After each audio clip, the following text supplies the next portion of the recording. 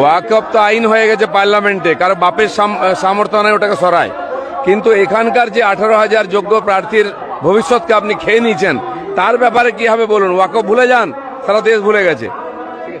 আমার বিশ্বাস আমার কেন্দ্র সরকার যাকে গুরু বলে মানে, আমেরিকার ডোনাল্ড ট্রাম্পকেও নিয়ে এলো, ভারতের ইতিহাসে ওয়াকফকে নিতে পারবে না, এটা চ্যালেঞ্জ দিয়ে যাচ্ছি আমি আপনাদের কাছে। দেখবেন অনেক মানুষ যারা সমাজ বিরোধী, তারা কি করে জানেন? তাদের কাজ হচ্ছে একটাই, মানে দ্বন্দ্ব লাগাবার একটাই উদ্দেশ্য। তো তারা একটা মন্দিরের মধ্যে ঢুকে যায়, তাদের উদ্দেশ্য একটাই, কি জানেন? দ্বন্দ্ব লাগাবার। তারা মন্দিরের মধ্যে ঢুকে যেয়ে তাদের মন্দিরের মূর্তিগুলোকে ভেঙে একাকার করে দেয়। তখন হিন্দু ভাইদের অন্তরে তখন বিষ তৈরি হয়, নাকি বলছেন? কেন বলুন তো? তারা মনে মনে ভাবে যে আমাদের মন্দিরের এই মূর্তিগুলো নিশ্চয় মুসলমানরা ভেঙেছে। তখন তাদের অন্তরের মধ্যে বিষ তৈরি হয়, তখন মুসলমানদের প্রতি তারা রাগান্বিত হয়ে যায়। ওই সমাজ বিরোধী মানুষগুলো আবার কি করে?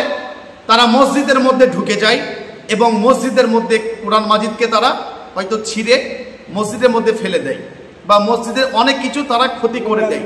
তখন মুসলমানদের মধ্যে তারা বিষ তৈরি করে দেয়। তখন তারা মনে করে কি এই কাজটা নিশ্চয় আমার হিন্দু ভাইরা করেছে। তখন হিন্দু মুসলমানের মধ্যে বিবাদ তৈরি হয়। তখন তাদের মধ্যে যে ভালোবাসা, এই ভালোবাসাটা নষ্ট করে দেয়। কারা করে? এই সমাজ বিরোধী মানুষগুলো। এদের চক্রান্ত করবেন না। তবে কেউ যদি এরকম কাজ করে, কেউ যদি আমার কোনো হিন্দু ভাইদের মন্দিরে যদি আক্রমণ করে, তাকে আমরা কখনো পছন্দ করি না। নাকি বলছেন? পছন্দ করেন? কখনো নয়। ইসলাম তো এটা বলে না যে তোমরা কাউরি দেবদেবীকে গালি দিও না, কাউরি মূর্তি ভাঙার অধিকার ইসলাম দেয়নি। তো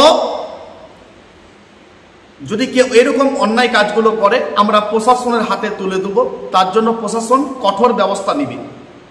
প্রশাসন যদি এরকম ব্যবস্থা যদি না নেয়, তাহলে তার ফায়সালা জনগণ করবে। তবে একটা কথা মনে রাখবেন, আমার হিন্দু ভাই হোক বা আমার মুসলিম ভাই হোক, একটা কথা সর্বদাই আমাদেরকে মনে রাখতে হবে, যদি এইরকম কোনো ঘটনা যদি ঘটে যায়, তাহলে সেই বিষয়ে আমাদেরকে পুরোপুরি তদন্ত করতে হবে, পুরোপুরি যাচাই করতে হবে। আসলে এই গাঙ্গেটা মন্দিরে মুসলমানরা কি মন্দিরে আক্রমণ করেছে, এটা পুরোপুরি তদন্ত করতে হবে। নাকি বলছেন? আর কোনো আমার গাঙ্গেটা ভাইদিকে বলবো, যদি আপনাদের মসজিদে যদি কেউ যদি কোনো রকম খারাপ কাজ করে, হয়তো কোরআন মাজিদ যদি ছিঁড়ে ফেলে দেয়, কথাই বলছি, তো আপনারা এই গাঙ্গেরডার হিন্দুদের উপরে অত্যাচার করবেন না। কেন? আগে বিষয়টা যাচাই করতে হবে, আসলে তারা দোষী কি না।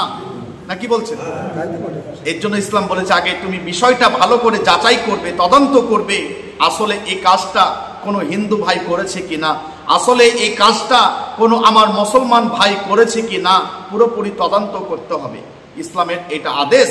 তো যাই হোক, ইসলামকে যারা মেটাতে চাইছে, একটা কথা আপনাদেরকে বলি, এই আবরা বাদশাহ নাম শুনেছেন তো আপনারা? আবরা বাদশাহ, তার বাড়ি ছিল ইয়ামানের বাদশাহ। সে বড় শক্তিশালী বাদশাহ ছিল।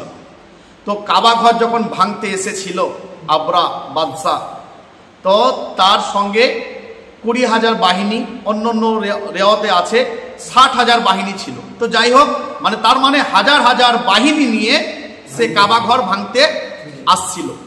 তো তার সঙ্গে হাতি বাহিনী ছিল, মানে অনেক হাতি ছিল। তো তিনি যখন মক্কায় যখন প্রবেশ করলেন, তো আল্লাহ রসুল সাল্লাল্লাহু আলাইহি সাল্লামের দাদা